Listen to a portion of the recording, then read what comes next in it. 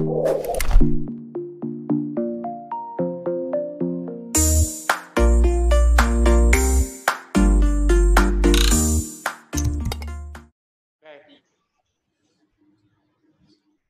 bahagia kerabat desa Indonesia. Hari ini luar biasa, kita minggu ini Kepoin Desa mencoba mengajak atau mengundang teman-teman pergerakan undang-undang desa. Insya Allah hari ini tokoh sentralnya organisasi Parade Nusantara ini yang bisa memulai minggu ini. Mas Sudir Santoso sudah di seberang sana. Halo, apa kabar Mas Sudir? Sehat-sehat? Alhamdulillah, kabar baik Mas Koco. Alhamdulillah, ini sudah nyaman bahagia di Padepokan lereng Gunung Kendeng nih kayaknya. Sudah saatnya mandito. Siap. Minggu ini insya Allah kita akan kedatangan beberapa tamu, Mas Sudir Santoso dari Parade Nusantara, kemudian hari Selasa dari Forum Pembaruan Mas Agustri, kemudian hari Selasa Mas Yandu, hari Rabu Mas Agustri, kemudian Kamis kami ada event spesial di Kepoin Desa ini, ada program spesial. Jadi kemudian hari Jumat sudah ada komunikasi dengan Mas Budiman Sujatmiko, politisi Senayan yang terlibat aktif di Undang-Undang Desa. Mas Mukoam sudah beberapa waktu yang lalu hadir di forum kita. Perjalanan lahirnya Undang-Undang Desa tidak bisa dilepas dari keberadaan Parade Nusantara. Walau dalam konteks ini kita perlu sampaikan bahwa secara proses Parade Nusantara dari Persatuan Kepala Desa Perangkat Desa Nusantara kemudian sempat melakukan aksi yang besar-besaran waktu itu, nanti Mas Sudir akan cerita lebih detail. Kemudian sempat juga dalam kekalutan karena Mahkamah Agung memutuskan kepala desa tidak boleh menjadi pengurus partai politik, akhirnya kemudian membuat gerakan, membuat partai politik, pada waktunya kemudian menjadi organisasi masyarakat dan masih dengan Mas Sudir Santoso yang selalu mengawal keberadaan Parade Nusantara. Oke, kita langsung ke Mas Sudir Santoso. Mas, boleh mungkin di sesi awal ini cerita kenangan dulu deh. Cerita kenangan tentang Parade Nusantara, hiruk-pikuk semangat awalnya dan seterusnya. Karena kan fiksi-fiksi tentang Parade Nusantara, abdesi Parade Nusantara dan seterusnya, sampai dengan kemudian ada beberapa yang lain. Monggo, silakan Mas Sudir. Biar nggak salah nanti saya menyampaikan. Baik, terima kasih Mas Koco.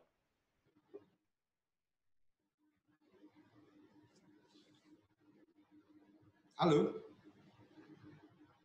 Ingin menjelaskan dulu, kenapa sih kok terlahir gagasan kita ingin melahirkan undang-undang desa. Yang pertama dulu supaya, karena ini dialog untuk publik kan, sehingga adik-adik generasi baru aparatur pemerintah desa jadi mengerti. Kenapa saat itu terpikir, tergagas tentu dengan Mas Koco yang mendampingi saya sejak awal kan, kenapa kita memperjuangkan kelahiran undang-undang desa. Ya perlu diketahui Mas Koco, pada saat itu kita masih muda kan, saya menjabat sebagai kepala desa. Desa itu kalau boleh saya gambarkan, seakan-akan ke atas tidak bergantung dan ke bawah tidak eksi. Pemerintahan pada saat itu tidak diakui secara undang-undang. Jadi kalau ada pemerintahan desa itu salah. Kenapa? Konstitusi kita mengatakan bahwa bahwa struktur pemerintahan di Indonesia ini hanya ada pemerintah pusat, pemerintah provinsi, dan pemerintah daerah. Yang dimaksud pemerintah daerah adalah kabupaten kota titik. Jadi desa itu, pemerintahan desa itu hanya merupakan satu subsistem pemerintah daerah. Saya belajar, saya diskusi panjang lebar selama dengan Profesor Dr. Rashid, MA, PhD, nggak ada di muka bumi ini ada kayak Indonesia ini, pemerintahan subsistem itu nggak ada. Itu kegelisahan yang awal mula kegelisahan. Jadi sebetulnya undang-undang desa ini digagas untuk memperjuangkan eksistensi. Itu yang pertama. Kemudian secara historis, sejak Indonesia merdeka, itu belum pernah ada undang-undang khusus yang mengatur tentang pemerintahan desa atau desa. Contoh, supaya nggak panjang lebar, di era Orde Baru, ada Undang-Undang 579. Itu mengatur tentang pokok-pokok pemerintahan desa, bukan mengatur tentang desa secara keseluruhan. Gitu ya. Kemudian setelah Orde Reformasi, Undang-Undang 579 itu dirubah menjadi Undang-Undang 2299. Itu lebih konyol lagi. Undang-Undang 299 ada mengatur tentang otonomi daerah. Hanya ngatur sekian bab dan sekian pasal saja numpang di dalamnya mengatur tentang pemerintahan desa. Dan cilaka pada waktu itu, pada saat itu, BPD itu masih Badan Perwakilan Desa. Sehingga di Jawa Tengah aja ada 172 kepala desa yang dipecat saat itu oleh BPD, Badan Perwakilan Desa pada saat itu. Nah, Parade Nusantara kemudian bereaksi. Akhirnya Undang-Undang 229 diganti Undang-Undang 32 tahun 2004. Apakah Undang-Undang 32 tahun 2004 mengatur tentang desa? Jawabnya juga lagi-lagi bukan. Itu mengatur tentang 3 hal. Yang mengatur, satu mengatur tentang pemerintahan daerah, yang kedua mengatur tentang pemilihan kepala daerah, numpang di dalamnya mengatur tentang pemerintahan desa. Itu kegelisahan kita. Artinya, desa tidak pernah punya payung hukum secara sendiri. Lain dengan zaman kolonial Belanda. Zaman kolonial Belanda dulu undang-undang dilindungi, desa dilindungi undang-undang. Namanya Inti Ordonansi, IGO, untuk desa Jawa dan Madura. Kemudian perlakuannya tidak sama antara desa Jawa dan luar Jawa. Oleh karena itu kolonial Belanda tahu untuk di luar Jawa undang-undangnya khusus yaitu IGOP.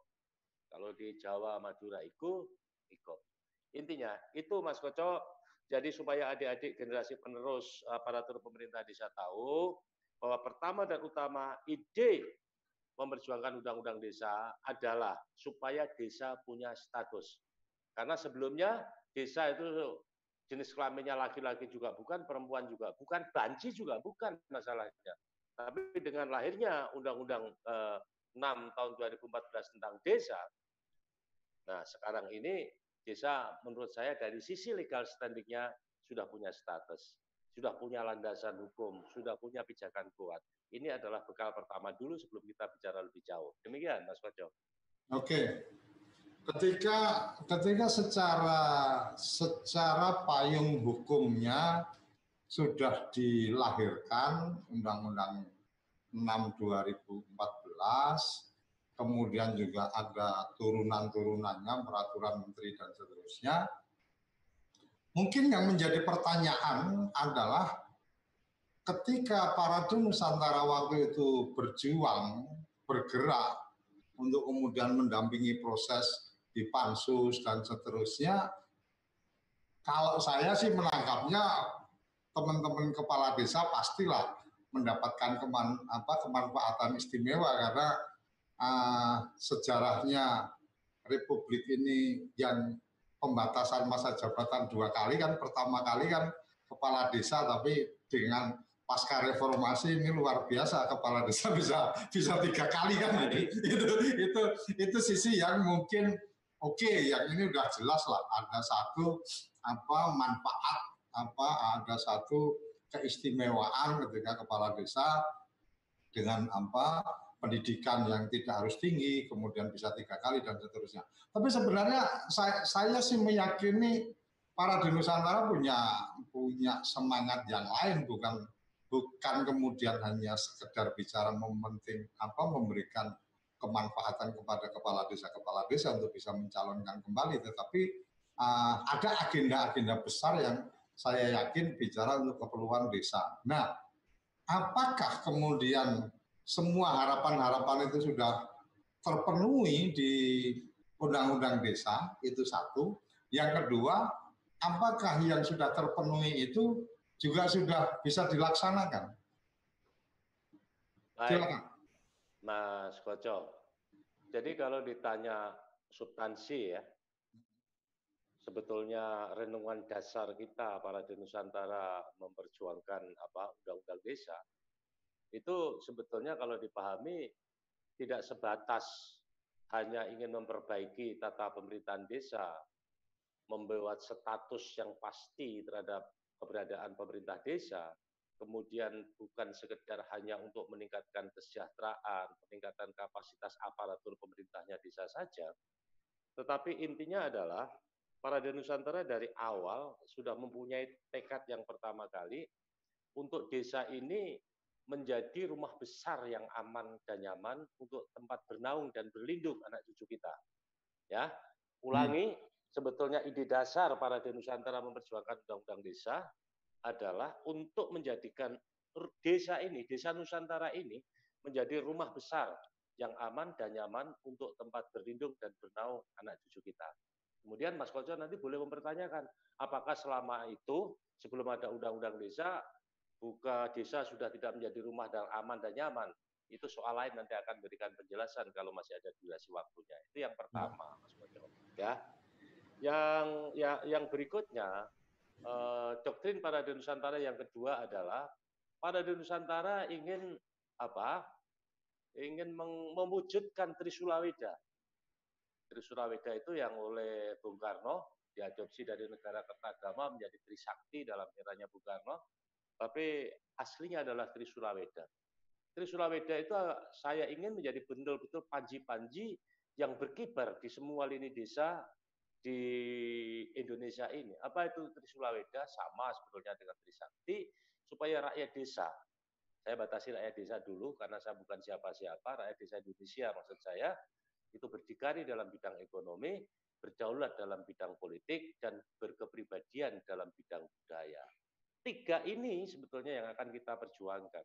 Kemudian nanti kalau ada waktu didetailkan, apakah rakyat desa saat ini sudah mulai berdikari dalam bidang ekonomi?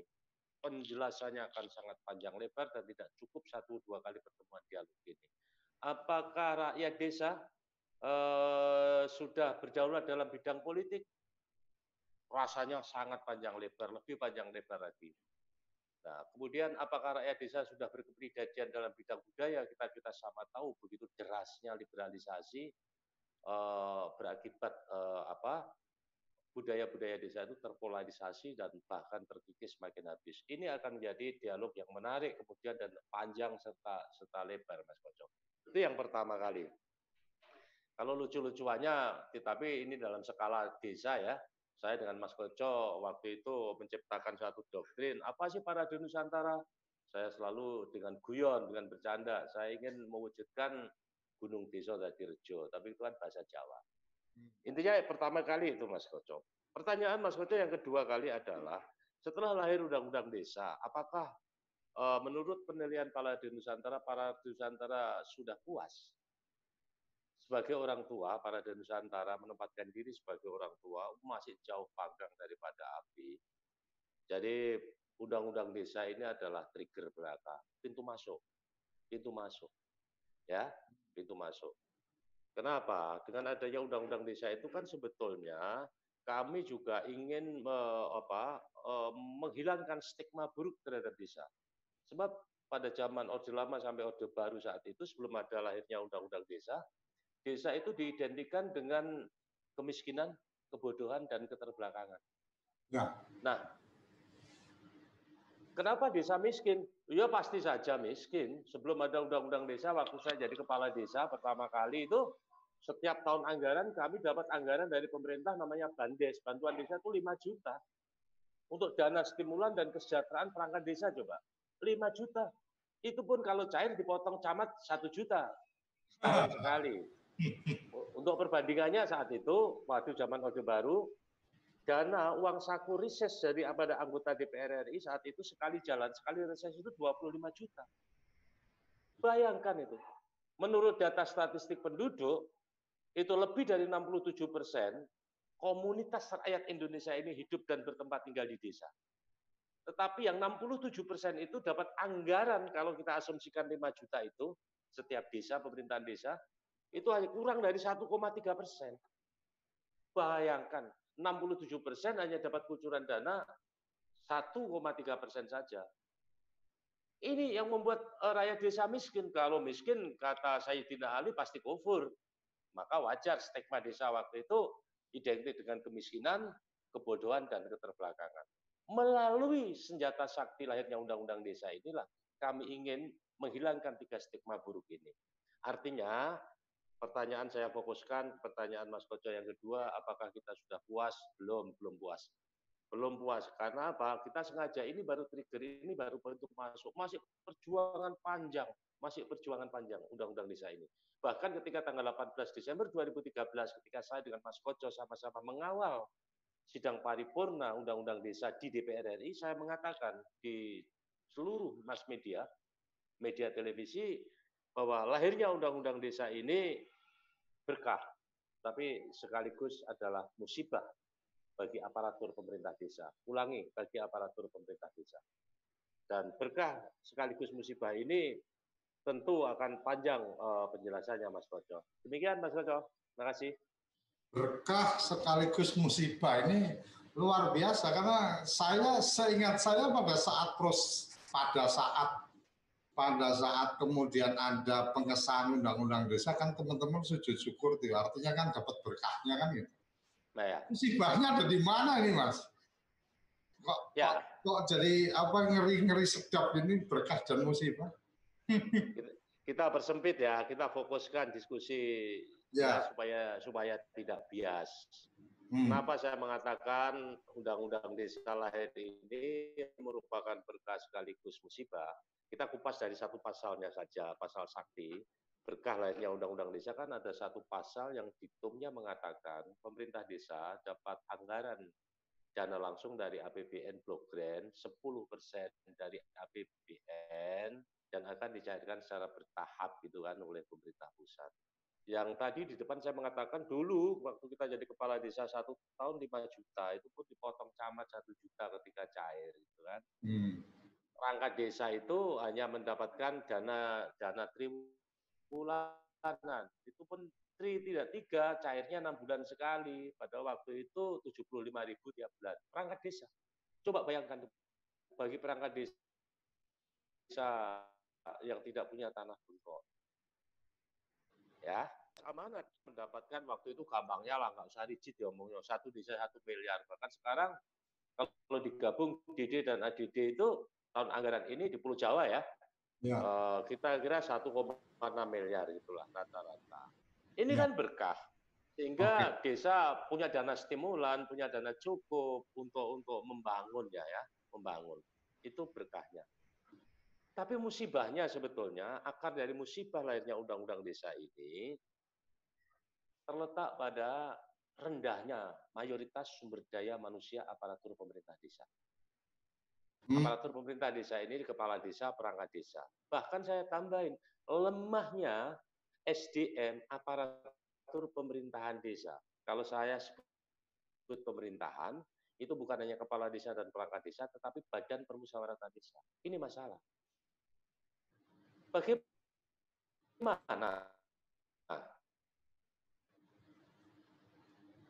Misalnya, karena mayoritas tidak untuk menerjemahkannya, kisi-kisi rambu-rambu aturan yang dicanangkan dalam Undang-Undang Desa. Dan ini tidak aneh, Mas Koco. Yang aneh adalah, ini perlu dicatat itu, mungkin dia akan dibaca oleh Kementerian Dalam Negeri, didengar juga oleh Kementerian Desa. Jangankan aparatur pemerintah desa, pemerintah kabupaten, pemerintah provinsi, bahkan pemerintah pusat, yang di dalam Undang-Undang Desa ini berfungsi pada 3 hal sebagai asistensi, bimbingan, dan pengawasan, mereka gagap dan gugup untuk menerjemahkan Undang-Undang Desa. Karena memang dari awal Supra Desa itu nggak siap dan tidak mengendaki lahir jabang bayi yang namanya Undang-Undang Desa. Musibahnya berawal dari lemahnya mayoritas aparatur pemerintah desa, pemahamannya terhadap Undang-Undang Desa ini. Gitu Mas Koco. Artinya yang saya tangkap ada dua pihak.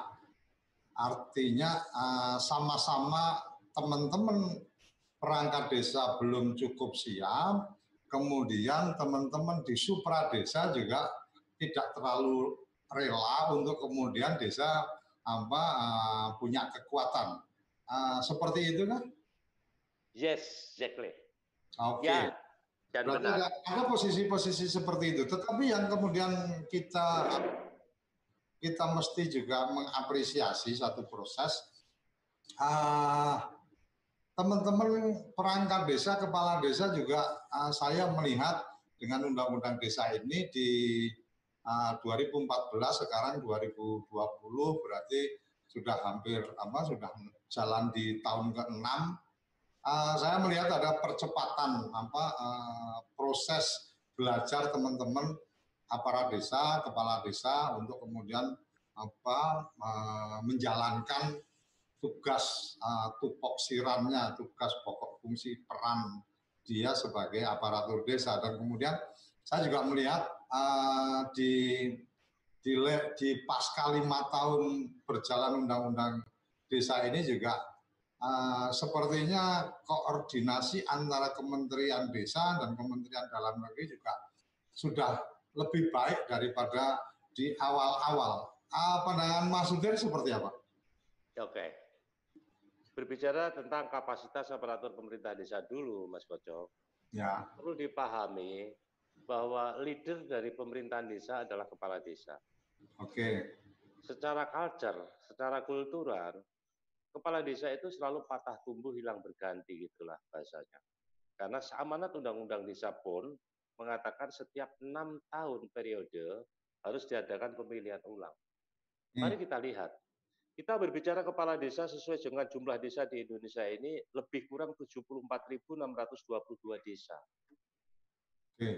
Kepala desa ini leader di desa masing-masing. Ya, yang dia setiap kebijakan dan keputusannya itu bisa mempengaruhi kinerja daripada aparaturnya. Siapa aparaturnya? Aparaturnya adalah perangkat desa ya. Kemudian jajarannya adalah Badan Permusyawaratan Desa. Coba kita bayangkan. Kepala desa itu dari latar pendidikan yang sangat heterogen sekali sebelum dia menjadi kepala desa. Satu. Yang kedua kali sebelum jadi kepala desa itu mereka berprofesi dari berbagai macam profesi. Ada yang dari pegawai negeri sipil, ada yang dari TNI, ada yang dari mantan preman pasar itu, ada yang dari sopir bis malam, macam-macam. Dan ini semua.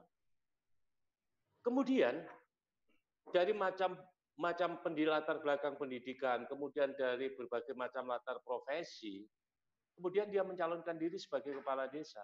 Ketika dipilih menang dalam pemilihan Pilkades, sejak mereka dilantik oleh bupati menjadi kepala desa, sejak hari itu mereka dituntut rakyat desanya menjadi pemimpin yang serba tahu, serba mampu, serba bisa. Serba tahu, serba mampu, serba bisa dari Hong Kong.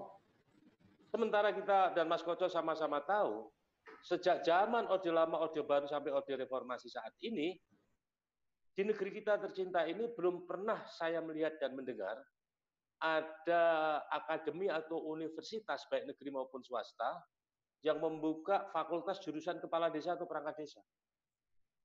Kita tahu kan, kalau kepengen jadi polisi karir misalnya, ada sekolahnya di Akpol. Ada kepengen jadi TNI yang hebat, ada sekolahnya di Akmil. Ada ingin menjadi birokrat, ada sekolahnya di IPDN. Kalau kurang pinter di IP di Jakarta gitu. Nggak ada pemikiran kepala desa. Sementara, Mas Sudir, sorry aku potong. Ketika kepala desa terpilih, itu kan ada proses untuk kemudian semacam pembekalan dari Kementerian Dalam Negeri atau dari Pemda atau dari provinsi gitu. Apa itu nggak ada? Kalau seingat saya dulu ada kan, selesai pemilihan maka kemudian dia harus ikut semacam diklat atau apa gitu. Mas Koco, saya sebagai orang tua kan tidak ingin mempermalukan anak-anak saya. Tapi saya harus mendidik anak-anak saya menjadi jujur. Ya, jujur, integritas itu. Memang Jangankan setiap waktu zaman saya itu kan ada suskalak ya namanya. Ya. Setelah dilantik ada suskalak, dididik kedisiplinan oleh personel dari Kodim kabupaten masing-masing. Sekarang sudah nggak ada lagi. Pendekatannya sekarang sudah nggak ada lagi. Sekarang diganti apa? BIMTEK kan, Mas Koco tahu kan? Iya. Bimbingan teknis kan. Tapi marilah kita jujur. Saya puluhan kali diundang sebagai narasumber di BIMTEK. Coba misalnya, ini terbuka aja kok. Lebih dari 300 kepala desa di Kabupaten Simalungun, Provinsi Sumatera Utara. Mereka menggunakan dana desa, anggaran desa lah gitulah. Charter pesawat, BIMTEK-nya di Bali. Gitu. Selama 10 hari. Hari pertama pembukaan BIMTEK 100% datang. Sesi jam berikutnya aja tinggal 50% tuh. Ya. Jalan-jalannya pola seremonial ini repot. Dan kepada anak-anak saya sendiri, kepala desa perangkat desa, itu juga malas belajar. Dia malas belajar. Lebih-lebih ada sebagian kepala desa yang baru dilantik itu, egonya langsung meledak. Merasa dari raja kecil di desanya. Malu, dia bertanya, dikasih tahu dia tersinggung. Wah udah, makanya Pak, Mas Koco sering diskusi sama saya bertahun-tahun kan, orang bodoh, tapi dia tidak tahu dan tidak menyadari kalau dia bodoh, itu umul bahlul, umul jahiliyah itu, ibunya kebodohan itu. Ya, oleh karena itu saya sangat setuju ini ada dialog-dialog semacam ini gitu ya. Ya. Saya sih sebetulnya bisa sebagai inisiator, motor dan pelopor undang-undang desa terjadinya carut-marut seperti ini, saya bisa marah bahkan sumpah serapah.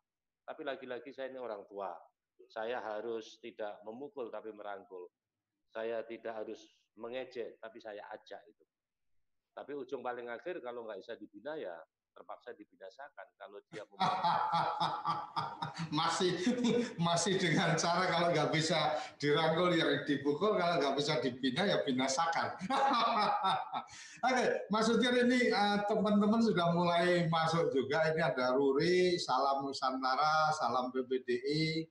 Oke, ini perangkat desa kayaknya mari bersatu mengawal implementasi undang-undang desa menuju desa aparatur desa dan aparatur desa yang sejahtera. Ini kayaknya ada pesan dari Mas Ruri kalau aparatur desanya mungkin belum terlalu sejahtera mungkin dan butuh kebersamaan para Nusantara dan BPDI. Kemudian Mas Ismail Bade ini dari Makassar kalau nggak salah ya, Sulawesi ya. Para Nusantara BPDI sukses, oke. Mas Ruri dari Kebumen, kemudian Mas Widiartono ini Ketua DPN PPDI top, Kang Mas Utir, oke. Sanjungan untuk Mas Utir. Ini ada Mas Joko yang menyampaikan bahwa lepas dari keterbatasan rekan sejawat, perangkat desa itulah yang sejak awal mungkin tidak disiapkan secara cepat untuk meningkatkan kapasitas mereka. Oke, ini mungkin lebih ada satu pesan dari Mas Joko, memang peningkatan kapasitas aparatur desa memang perlu lebih ada proses akselerasi percepatan dan mungkin harus ditemukan pola-pola untuk kemudian memang benar-benar secara isi, secara konten itu memang tersampaikan dengan baik dan secara proses karena memang sekarang juga dengan berbagai macam teknologi bisa dengan berbagai cara juga. Saya pikir ini beberapa yang ada di yang sudah jadi YouTube. Kemudian demokratisasi desa tidak berjalan, kewenangan tidak direbut, kontrol masyarakat menjadi bisik-bisik. Nah, ini mungkin lebih dalam konteks ini Mas Utir yang mungkin juga lebih paham juga. Saya minta maaf ini kalau pagi-pagi mungkin membuat gak nyaman kepala desa, kemudian dengan kapasitasnya atau dengan kondisi setelah dilantik mungkin pembekalannya kurang dan seterusnya, akhirnya penyerapan pemahaman tupoksinya juga nggak bagus dan seterusnya. Ini kan mungkin salah satu yang harus dipertanggungjawabkan Mas Utir dan teman-teman ketika syarat menjadi kepala desa kan cukup lulusan SD, Mas. Ini kan juga salah satu bagian mungkin. Sorry ini pagi-pagi dari mempertanyakan satu proses. Tetapi sisi yang lain juga saya sepakat bahwa memang kondisi kita mungkin ada satu proses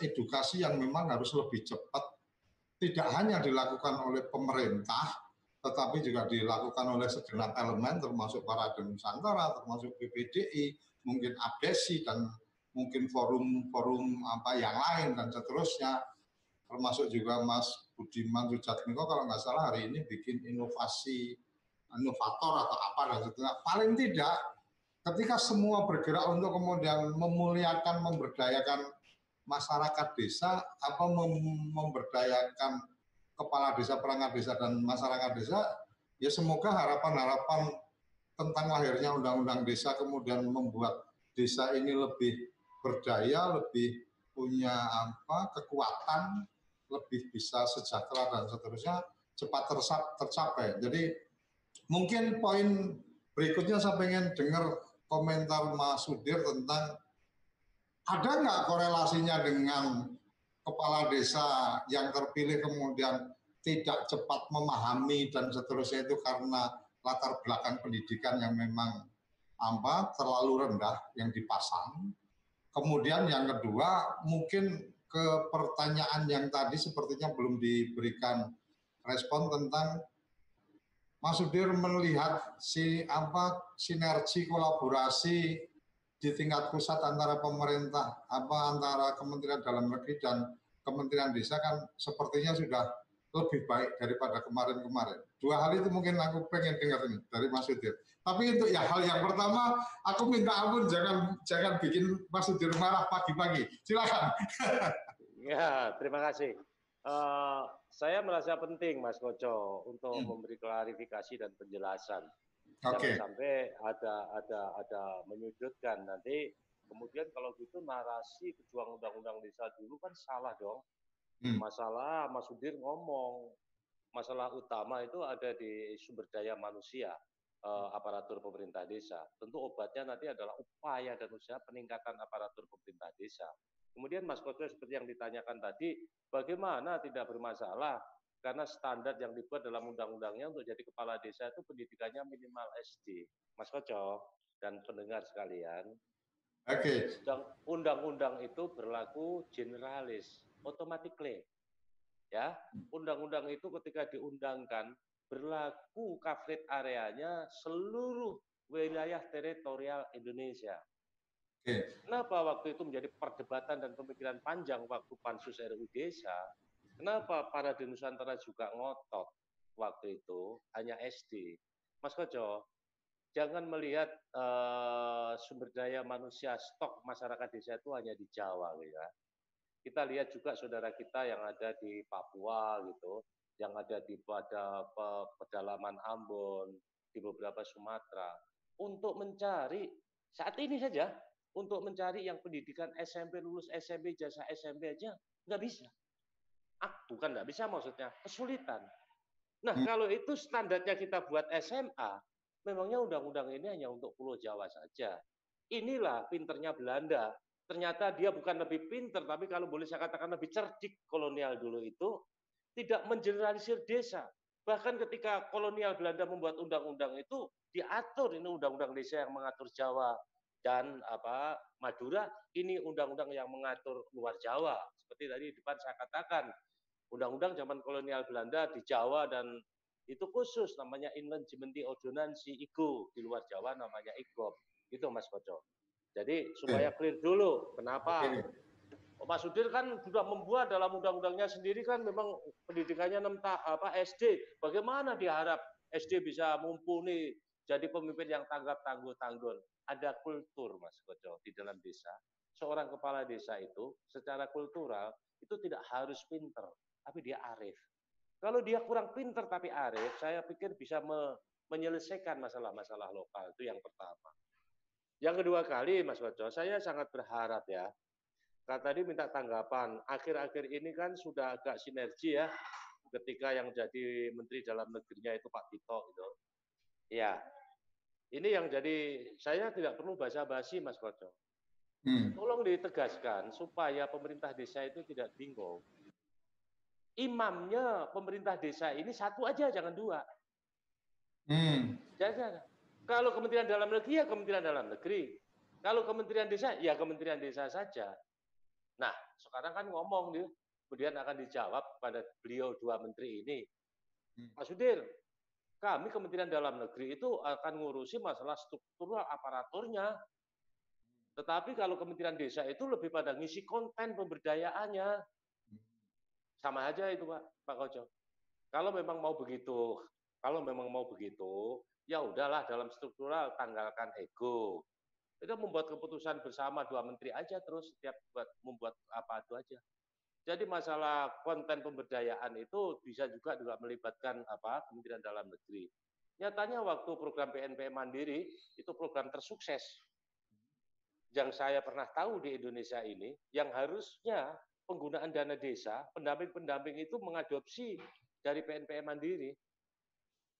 Jangan jadi pendamping malah jadi bebannya desa, kan repot itu. Seperti itu. Jadi saya melalui dialog ini saya mohon dengan hormat dan sangat pada Pak Tito ya. Pak Tito Karnavian selaku Menteri Dalam Negeri, ini tugas kewenangan ada Bapak ini pada peningkatan kapasitas aparatur pemerintah desa. Itu aparatur pemerintah desa perlu ditertibkan Mas Pak Tito, perlu didisiplinkan itu. Kalau perlu jangan bintek bohong-bohongan aja lah. Menghabiskan anggaran desa, menghabiskan anggaran supra desa itu. Langsung dibuat aja bintek, kalau perlu 100 hari. Biar diwakili dulu PLT-nya itu sama sekdes atau apapun saja. Kepala desa kalau nggak lulus, udah dapat sertifikasi, udah ada sanksinya apa gitu. Nanti ke bawah lagi ada bintek dulu, kaur keuangan, apa itu. Sehingga aparatur pemerintah desa makin lama meningkat. Terutama justru saya ini kepada kepada ini ya, kepada perangkat desanya yang tergabung dalam PPDI. Kepada adik-adik PPDI yang dari Kebumen tadi, mintalah supaya dipikirkan kesejahteraannya, selalu dipikirkan. Tapi ingat ini puasa, tetap harus ingat la in syakartum la ajidanakum wa la in kafartum in azab bila sadid. Maksudnya pandailah bersyukur perangkat desa. Perangkat desa anak buah saya zaman saya jadi kepala desa itu klayang kabur kangenan, aji godong jati aking. Sekarang ini para perangkat desa yang tergabung dalam organisasi PPDI, di mana Mas Koco dan saya juga sayanglah sama PPDI, sudah dapat siltap, tentu secara gradual akan terus berlanjut, masih menikmati bengkok, meskipun itu melanggar undang-undang ya Mas Koco ya, sudah melanggar undang-undang desa itu, tetapi oke lah, masih ada kebijakan untuk itu, bengkok masih melekat pada jabatan kepala desa perangkat desa, harusnya kan sudah tidak lagi itu. Nanti menjadi aset desa, kemudian dilelang, kalau diberikan pun itu merupakan tunjangan lainnya. Jangan sampai double anggaran. Ini diskusinya akan panjang ini. Kayaknya elit-elit PPDI juga membuat kayak Mas Koco gini, atau gabunglah kita dialog semacam ini. Ini akan sangat efektif. Kemudian Mas Koco, hambatan yang terakhir adalah saya ngomong, carut-marutnya aplikasi dana desa ini, karena masih campur tangannya supra desa. Perlu diketahui ya bahwa dana desa itu dananya desa yang bersumber dari APBN. Ya, mau digunakan untuk apa? Itu sesuai kearifan lokal desa masing-masing. Jadi supra desa jangan sok ngatur. Di dalam undang-undang itu pun sudah diatur bahwa fungsi supra desa, yang saya maksud supra desa adalah pemerintahan di atas pemerintahan desa, pemerintahan kabupaten, provinsi, pusat, itu hanya 3 hal, asistensi, bimbingan, dan pengawasan. Ya, dan pengawasan yang paling ampuh, roh daripada undang-undang desa itu bukan waskat, tapi wasmas, pengawasan masyarakat itu. Makanya terbuka itu loh pemerintahan desa, BPD-nya juga harus pinter. Jangan BPD hanya menjadi alat legitimasi kepala desa aja. Karena yang dijadikan BPD konco-konconya kepala desa. Ini kepala desa anak-anak saya jangan tersinggung. Obat, jamu memang pahit kadang-kadang, tapi itu menyehatkan. Ya, yang seperti itu. Kalau diamanatkan penggunaan dana desa APBD setahun ini, buatkan baliho, dipasang di tempat-tempat strategis, pasang aja. Supaya rakyat tahu gitu loh. Karena pengawasan masyarakat Wasmas, saya masih punya keyakinan selaku penggagas, inisiator, undang-undang desa itu lebih efektif daripada waskat, pengawasan melekat. Itu Mas Koco. Oke, menarik yang tadi disampaikan tentang posisi BPD yang kadang-kadang tidak difungsikan, kadang-kadang juga diisi orang-orangnya kepala desa mungkin. Tetapi secara proses memang saya sudah cukup lama tidak berkecimpung langsung di desa dan seterusnya. Tapi ada sesuatu yang mungkin tadi Mas Sudir sempat singgung tentang dana desa itu mestinya otoritas penuh dari desa, atau dalam tanda petik kalau semua berjalan sesuai harapan itu kan berarti diputuskan dalam musyawarah desa, melibatkan semua elemen masyarakat, kemudian masyarakat melakukan pengawasan dan seterusnya. Ya. Ini menarik ketika kemudian bicara COVID-19, Menteri Keuangan membuat aturan apabila tidak mengalokasikan anggaran BLT dana desa, maka kemudian pencairan tahap berikutnya tidak bisa dilakukan. Artinya saya bisa membaca ini sebagai quote-unquote politik anggaran, artinya mengendalikan dengan cara kekuatan anggaran kan gitu. Ibarat kata dulu saya waktu masih kuliah bisa sambil bisnis, alhamdulillah punya penghasilan cukup, saya lebih bisa mengendalikan adik saya karena saya mensupport untuk kemudian sanggup dia jalan-jalan kan gitu. Nah, ketika kemudian quote-unquote politik anggaran ini dijalankan, ada komentar Mas Sudir dari Menteri Keuangan yang membuat aturan seperti itu? Itu bukan politik anggaran. Sampaikan pada Bu Sri Mulyani itu politik akal-akalan, Mas. Ya, mungkin akal-akalan. Jadi artinya itu kurang pas atau gimana menurut Mas Sudir? Udah ada, Mas Koco jangan mancing-mancing saya kumat lagi dah. Ini kan jangan sampai forum ini adalah forum pendapat dari host, tapi harus pendapat narasumber. Ya, saya tahu nakalnya Mas Koco lah. Jadi saya kumat lagi itu ada pro Jokowi kontra Jokowi. Sementara kakak saya, Mas Prabowo sudah bersama mesra dengan Pak Jokowi. Ya udahlah nanti daripada jadi ini. Tapi ini artinya itu harus jadi catatan sebenarnya ya. Ya, jadi catatan. Gini memang harus diberikan.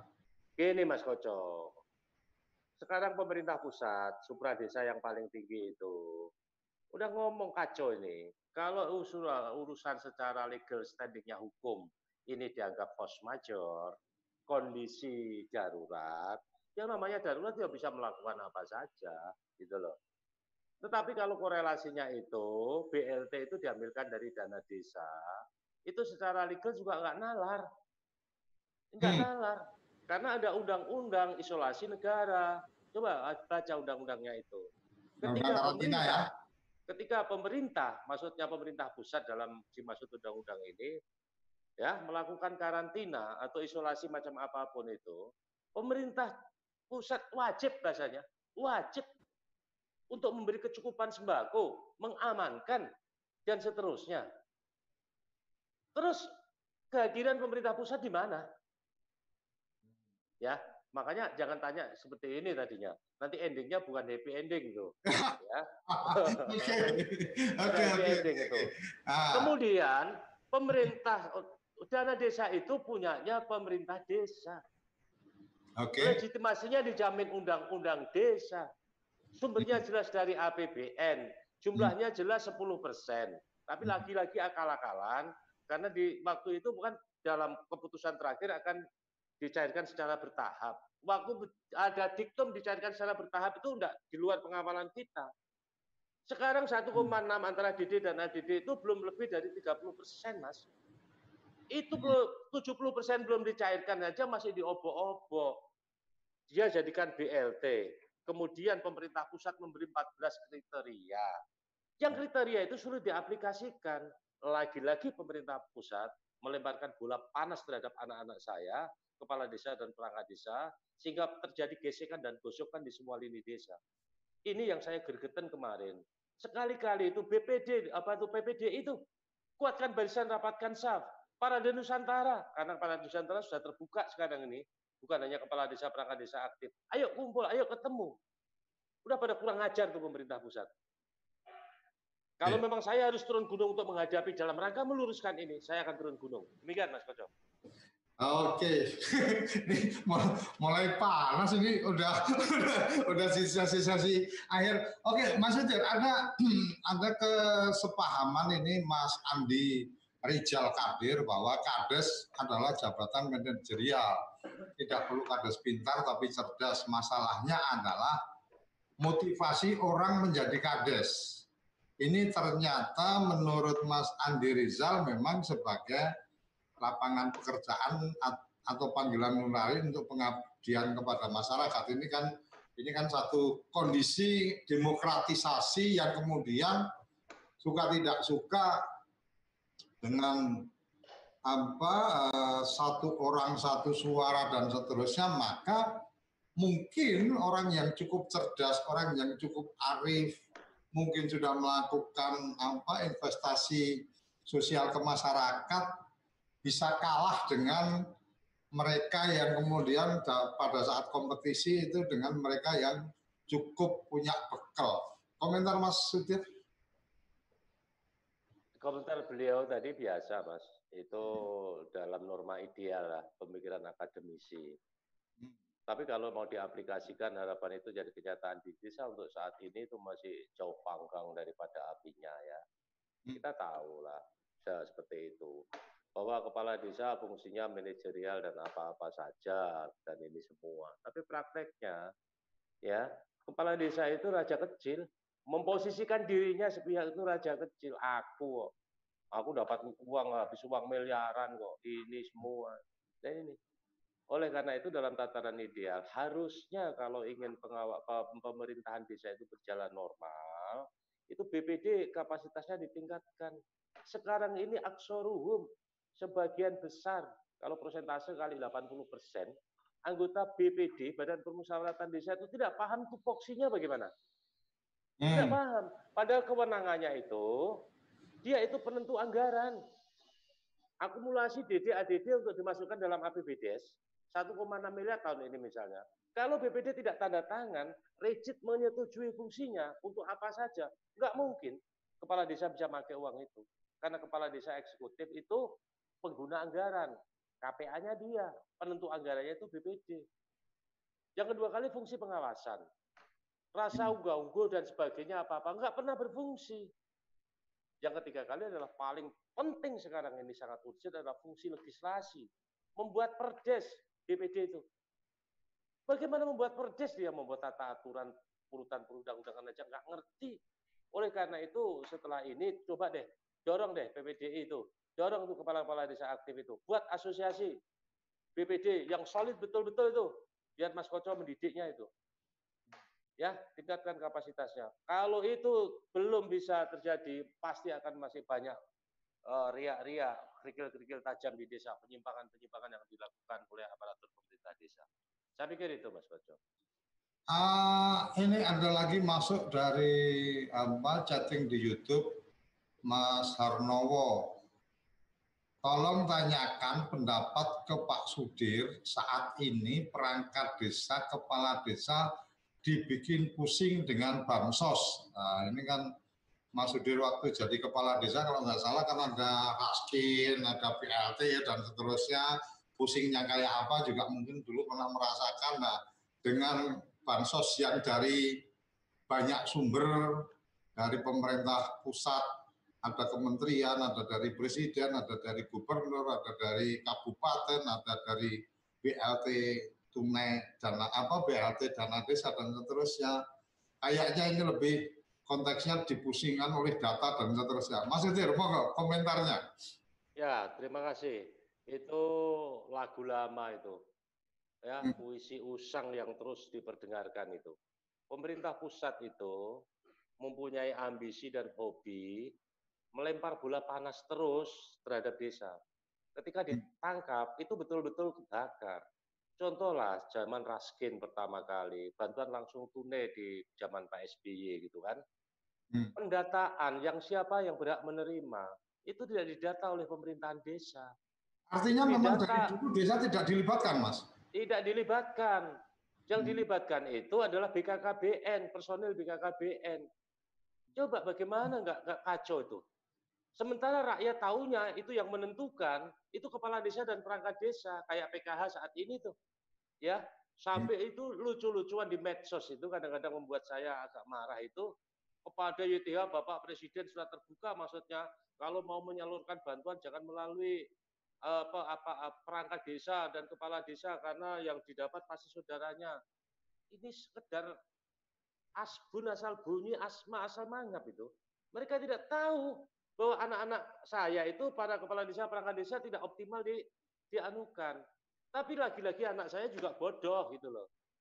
Mestinya paham hukum. Ada tugas pokok dan tugas perbantuan. Gitu. Tugas pokok itu yang harus dilakukan sesuai aturan perundangan tupoksi, mau nggak mau dilakukan kepala desa dan perangkat desa. Itu ada aturannya, ini jenisnya. Kemudian ada tugas perbantuan.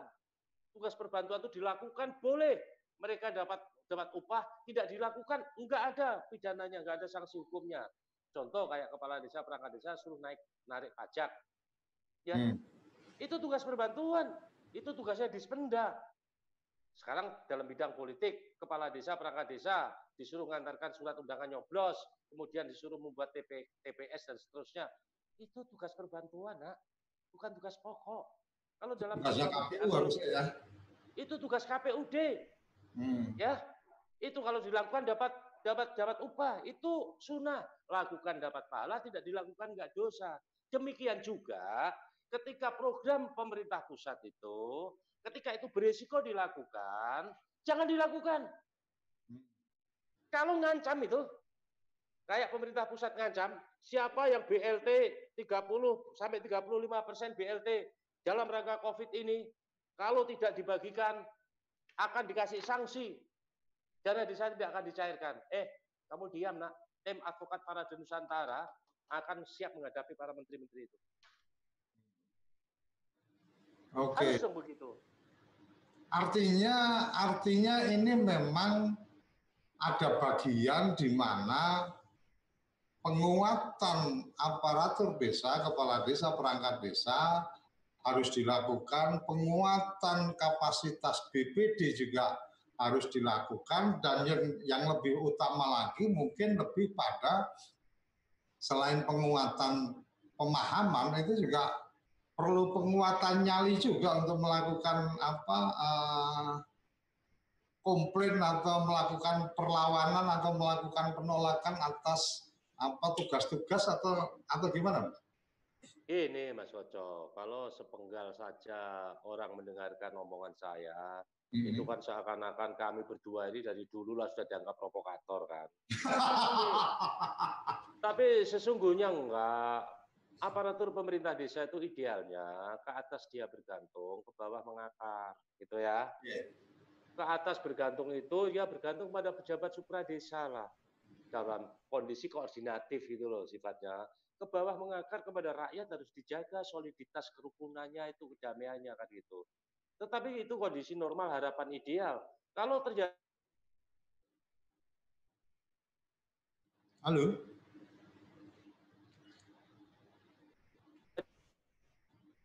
Halo. Jadi kondisi abnormal karena yang jadikan kamu, yang memberi gaji kamu perangkat desa itu rakyat desa. Gitu ya. Yang berikutnya itu. Yang kedua kali, bangunlah dengan Pak Bupati itu adalah hubungannya sinergis, koordinasi kan. Bukan lagi atasan dan bawahan. Kepala desa itu bukan bawahannya bupati. Ya. Tetapi dalam koordinasi struktural pemerintahan tetap patuh, hormat gitulah. Sepantasnya, secukupnya. Tapi bagaimana Pak Sudir kalau ada pola-pola pemaksaan kebijakan-kebijakan yang nggak cocok untuk dilakukan pada desa, tolak, lawan, jelaskan maksudnya gitu loh, dijelaskan. Ini nggak mungkin kita lakukan seperti itu. Tapi kan faktanya sekarang ini Mas Koco yang prihatin ya. Mas Koco sama saya kan membuat Parade Nusantara, Mas Koco kita ini sudah membebani lahirnya ABSI, itu tahu lahirnya PPDI. Maaf jangan tersinggung ya. Soliditas, kuatkan barisan, rapatkan saf kembali. Karena kuatnya perangkat desa itu karena bersatu. Untuk tidak memaksakan kehendak, bukan. Supaya diperlakukan adil dan fair oleh supra desa. Tapi sekarang ini organisasi kan parameternya udah. Pokoknya kalau sisa selfie sama pejabat tinggi, sama pejabat jajaran, ya udah berhasil itu. Wah kacau nak itu nak, kacau, ampun nak. Oke. Mas Koco, pada saatnya harus memang turun gunung kembali ini. Adik-adik kita tidak perlu dibiarkan. Waktu kita ternyata tinggal 4 menit lagi. Mas Sudir, mungkin saya ingin dengar komentar Mas Sudir tentang keberadaan. Kalau saya melihat dari beberapa organisasi, alhamdulillah saya melihat Parade Nusantara nggak ada, Parade Nusantara Perjuangan nggak ada kan gitu. Yang kita bikin dulu relawan desa juga masih tetap satu, walaupun memang mungkin secara gerakan kita sudah beberapa tahun ini tidak ada gerakan yang kita kerjakan. Cuma melihat teman-teman yang lain, ABSI mungkin ada dengan 2 kepengurusan, kemudian ada juga lahir PABDESI, kemudian PPDI kalau nggak salah ada 2 juga atau bahkan 3 dan seterusnya.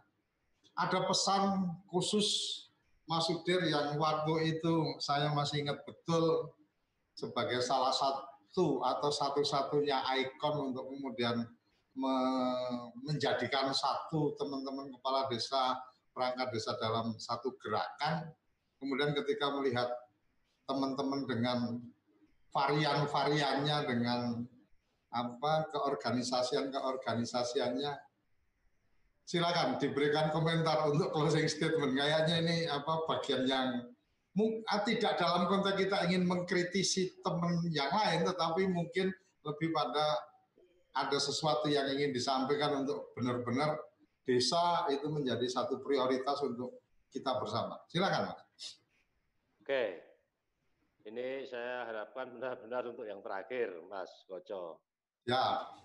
Saya 18 tahun mewakafkan bahasa dramatisnya gitu, mewakafkan perjuangan jiwa raga saya ini untuk desa ya.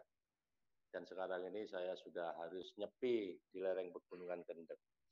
Saya masih ingat dengan pasti ketika saya berbicara di bumi desa Sabang sampai Merauke itu, ketika saya ngomong ceramah di hadapan teman-teman anak-anak saya itu, saya selalu memberi mukadimah. Jadilah perangkat desa, aparatur pemerintah desa yang wahid dan wahidah, maksudnya satu dan bersatu. Caranya gimana supaya bisa satu dan bersatu ini? Harus jamaatan, la mutafarikotan. Harus berjamaah, jangan bercerai-berai. Karena dengan berjamaah itulah kunci untuk meraih tataran qawiyan, la do'ifan. Tataran yang kuat, bukan yang do'if atau yang lemah.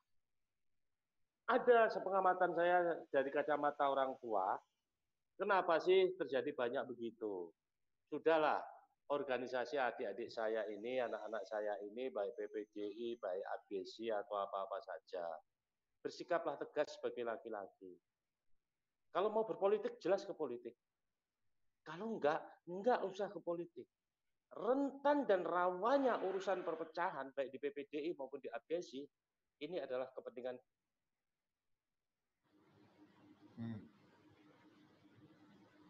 Halo? Kepentingan politik. Pengalaman yang ada, itu yang pecah belah karena kepentingan politik. Itu saja. Semoga ini bisa disatukan kembali, ada rekonsiliasi kembali, karena roh dan nyawa dari pemerintahan desa ini adalah dari jamaah, dari persatuan dan kesatuan. Itu Mas Koco. Oke, matur nuwun. Pas ini jam 11.00. Matur nuwun sekali, terima kasih sekali Mas Sudir Santoso sudah membuka minggu ini mendiskusikan pergerakan-pergerakan. Semoga di